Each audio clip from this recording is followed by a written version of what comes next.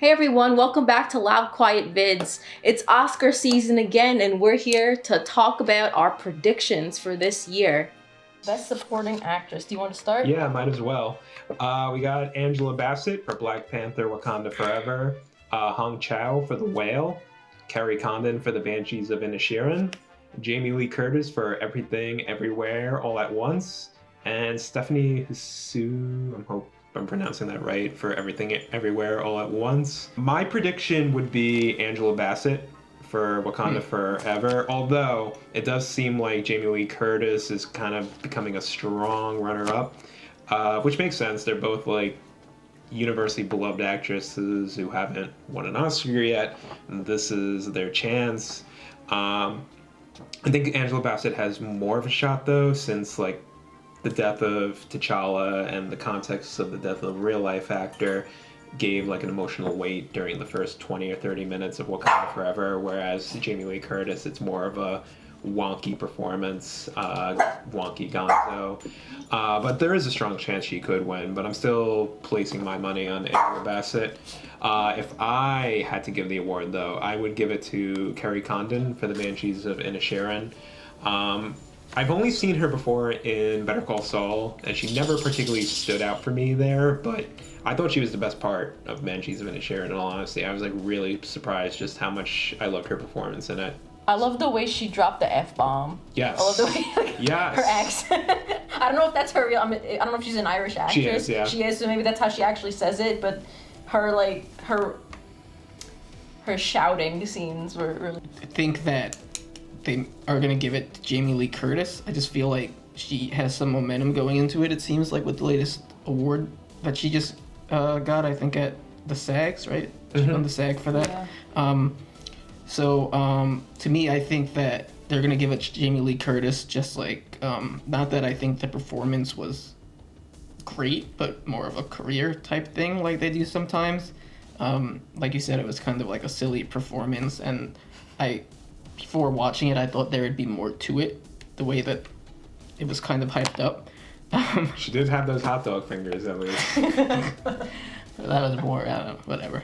But I actually agree. I would give it to Kerry Condon. I did think she brought some sort of like saneness to the Banshees of Inisherin. Voice of reason. Yeah, the voice of reason, like a saneness to all the craziness that was happening. A very lovable character. Yeah. She does seem to be a strong third. I think on paper they know Kerry Condon gave the best performance of these categories, but like Angela Bassett and Jamie Lee Curtis, they're sort of the veterans and they want to like award. Right. Well, yeah. They do that sometimes, but yeah, I do. She was like the saneness of that movie, and she did a really good job, and you really felt, even though her brother in the movie, what the heck his name is? Why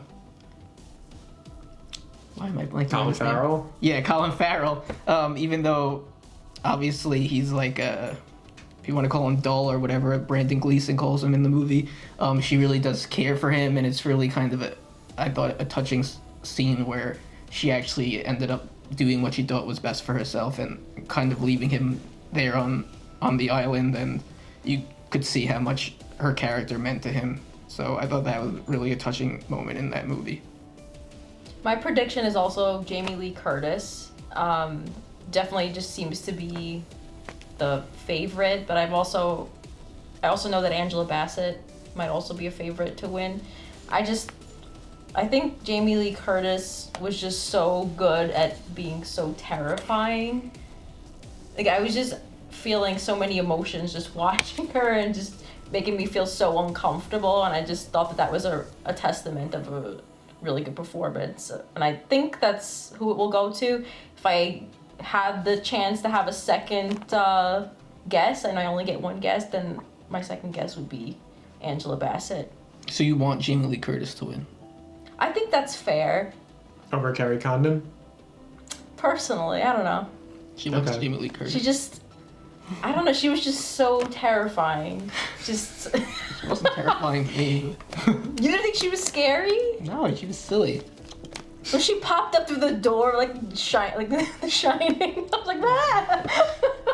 I didn't. We're all entitled to our opinions. Listen, she just needed some yogurt. She was having a bad day. That's true.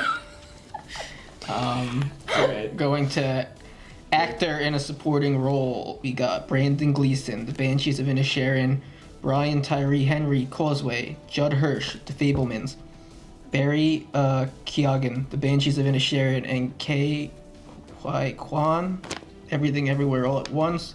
I think Kei Huy Kwan is going to win for Everything Everywhere All at Once.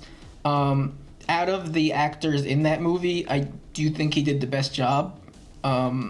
He just was all over the place, changing who he was every other scene. So I do think he would be deserving. Personally, I would give it to Brandon Gleeson for The Banshees of Inisherin. I just thought that his character really felt real to me, even though the things he was doing in the movie were crazy.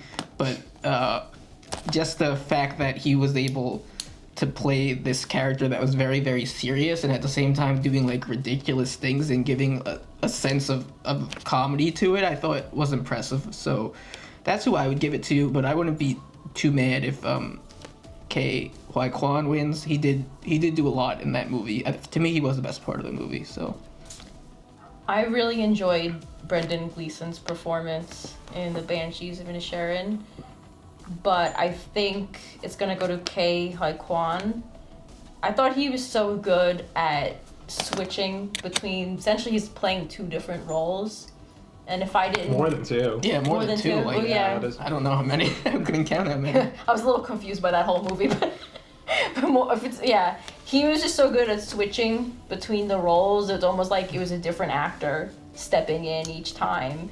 And And did you know he was Short Round and the kid from the Goonies prior to watching it? No. no, no, I just learned something. Oh, really? You didn't know that? No. No, yeah. That's him. Oh wow, okay. Okay, so- I thought you knew that. No, I didn't know that. No, they were making such a big deal with that because, like, people were wondering, like, where he was all this time, and there's, like, a huge comeback performance. Yeah, I'm surprised you didn't know that. Which is why it seems like he's such a lock right now, because they love a comeback story. Yep. Yeah, if he's been in, I did hear that he was in the industry for a really long time, and he probably has never been acknowledged at this level. So I do want him to win as well because of what he was able to pull off, and just rooting for someone who's been around for a while. Yeah. No, he's definitely, like, one of two of the biggest locks in this Oscar year. I wouldn't mind if he won. I didn't care for the movie, but he was easily the best part. And they do love a comeback story. I would personally give it to Brendan Gleeson for all the reasons you mentioned. Yeah. Brian Tyree Henry is really good in Causeway, but it's a lead performance. They just put it supporting because it would heighten his chance of getting nominated. But when you watch the movie, it's absolutely a lead performance. They do that a lot. And Judd Hirsch was good in... Yeah, I was gonna say, I do remember one year you said that all you have to do to win a supporting role is give one bang out scene. I think you said that's about Michelle Williams in Manchester by the Sea. Yeah, Manchester but she's in by a the few scenes in Manchester. It was Right. just the one that everyone But I remember you remembers. said that to win best supporting, you just need to give one. Maybe that wasn't the exact wording you used, but to give like one ridiculously great scene. So I was thinking of you when he was nominated because he was literally only in like one or maybe two scenes. It was like one sequence where he comes, visits, and then he leaves. But in the context of the Fablemans, they should have given it to David Lynch playing John Ford at the end, because that's easily the best part. He really looked like him too. I looked up I forgot what John Ford looked like. Yeah. And he really looked the part and probably acted the part. You know, he had that personality. I thought you were gonna say Seth Rogen. He grew up. No. I actually didn't mind Seth Rogen in that part, but still, no. It's all David Lynch as John Ford. Come on. That was a very cool ending to that movie.